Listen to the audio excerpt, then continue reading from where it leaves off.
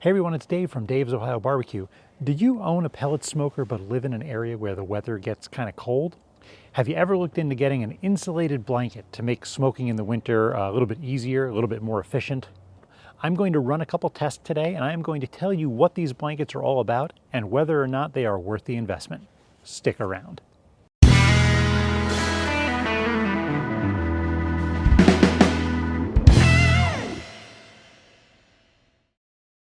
So the fine folks at Louisiana Grills, the makers of my LG900 back here, they were nice enough to send me a insulated blanket. I'm under no obligation to give them a stellar review. I've signed nothing, they've paid me nothing. They did send me the blanket for free. So that is just, in all, being honest with you guys, it didn't cost me anything. But I am going to give it a full, honest test and I'm going to tell you exactly what I think about this thing. No ifs, ands, or buts. So I've always wondered if these blankets actually do improve, the cooking of your pellet smoker in cold weathers and below freezing temperatures. But I didn't want to just do a cook and just show it to you. I wanted to actually kind of try approach this a little bit scientifically. So what I'm going to do is I'm going to run two different cooks on two different days that have the same or similar temperatures, and then I'm going to tell you the results. So now before I do these cooks, I am going to prep the smoker the exact same way each time.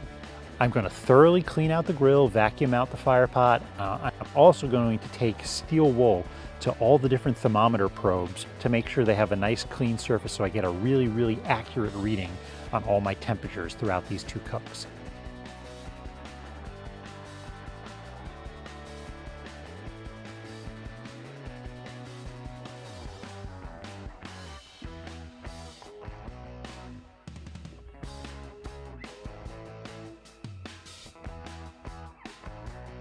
I'm going to start each cook with 15 pounds of pellets in the smoker. I'm going to weigh it out on a scale to make sure I have exactly 15 pounds each time I do the cook. I'm going to preheat the smoker for 20 minutes, get it up to a kind of high temperature. Then I'm going to set it to 250 degrees. That's the temperature that I'm going to be smoking at for both of these two cooks.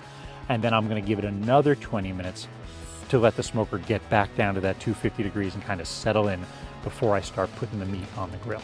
For these cooks, I'm going to be using 4 racks of ribs for each cook, and I'm going to prep them the same way. I'm going to salt them about 5 hours before they go on the grill, and then I'm just going to be using my basic barbecue rub on all 8 racks, 4 for the first, 4 for the second cook, and that's it. Not going to do anything else to the ribs. There's going to be no wrapping, there's going to be no anything. I might spritz them with some apple cider vinegar, but if I do, I'll make sure I spritz the ribs the same amount of times for each cook.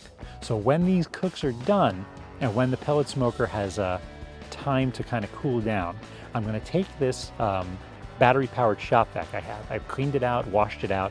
I bought a brand new filter for it. I'm going to vacuum out all the pellets that are remaining in the hopper, and I'm going to weigh it. That way I'm going to see how many pellets or how many pounds of pellets were burned to complete each of the cooks. So while the ribs are in there, I am going to measure the temperature in 3 different ways. So we've got the built-in thermometer right here that's on the outside lid of the cooker, and then inside here I put a remote wireless thermometer. This is going to be the second one that we're going to be gauging the temperatures, and then the third one is located all the way in the back out there, right on the outside wall of the cooker. That's the built-in thermometer that controls the temperature of the cook chamber.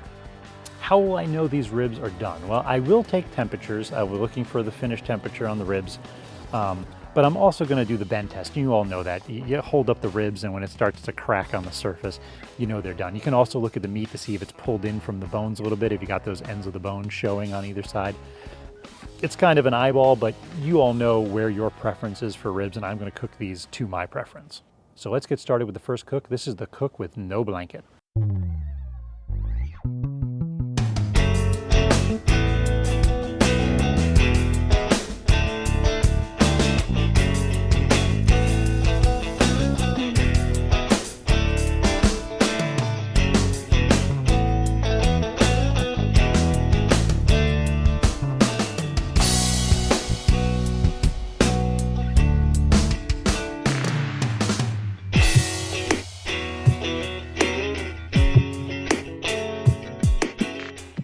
There was definitely a huge temperature difference between the outside edge of the cooker and the center. You can see in this graph here that the temperature ranged from 240 to 300 degrees. That is a 60-degree difference in temperature readings. You can also see on the graph here that these ribs were done in about 3 hours. That's not very low and slow. The way these ribs cooked was definitely affected by the center of the smoker being that much hotter. So why is this? Why is the middle so much hotter than the outer edges of the smoker? So imagine you're looking at the grill from a side angle, okay? If we do a simplified cross section, the black circle represents the outer edge of the cook chamber, and that gray line there, that's like grate level. That's where the cooking grate is. When the outside air is really cold, it cools off the outside surface of the smoker. And then that transfers the cold into the inside of the cook chamber. See, this smoker isn't insulated, it doesn't have double walled or anything. It's just one sheet of metal wrapped, in a tube. Since the internal probe is located against the back wall and the lid thermometer is against the front wall, those temps can be dramatically affected by the cold. The cold is like forcing its way in, and it's affecting those outer edge thermometers on the smoker. And so the wireless probe, that's in the middle, that's further away from the walls of the cook chamber, and therefore it's less affected by the outside air, by that cold air. And so the temperature in there, it gets much, much hotter than those outside edges. So even if the smoker is telling you that it's at 250 degrees, the center can be much hotter. In my case, it was anywhere from 30 to 40 degrees hotter than those edges of the smoker. So when these ribs were done, like on the ends, the end that was closest to the lid looked like they were done. The centers were actually really overdone. They were actually kind of getting crispy. My guests still enjoyed them, but they weren't really up to expectations. They weren't what I usually get, like when I, smoke ribs in the summertime. So once the smoker went through its cool down process, I took out my little shop vac and I vacuumed out all the pellets in that pellet hopper and I weighed them. In 3 hours of cooking, I burned through 10 pounds of pellets. So that's 3.3 pounds of pellets per hour. So now let's take a look at cook number 2 with the insulated blanket.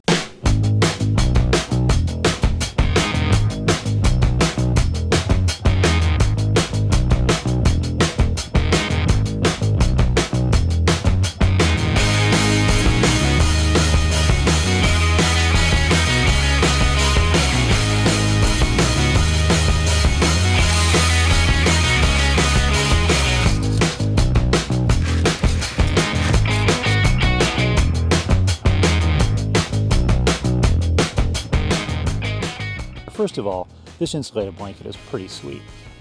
It fits perfectly on the LG900. It's got Velcro to go around the handle, and at the bottom, right underneath the handle, it's got 3 really powerful magnets that just kind of smack up against the side of the smoker and hold it in place. And then on the back, it's got a slot for your vents so that all the smoke can escape, obviously. And it's got this really cool little strap that goes around the 2 back legs of your smoker to hold that tight against the back of the smoker. And you can actually tighten it. There's 3 buttons, so you can choose which position you put it in to get a nice tight fit on there. Really nice, really snug, and it still lets you open up the lid. The magnets just release, and you can open it up, check things out, put it down, put your magnets back in position, and away you go. Really heavy, seems like it's really, really well made.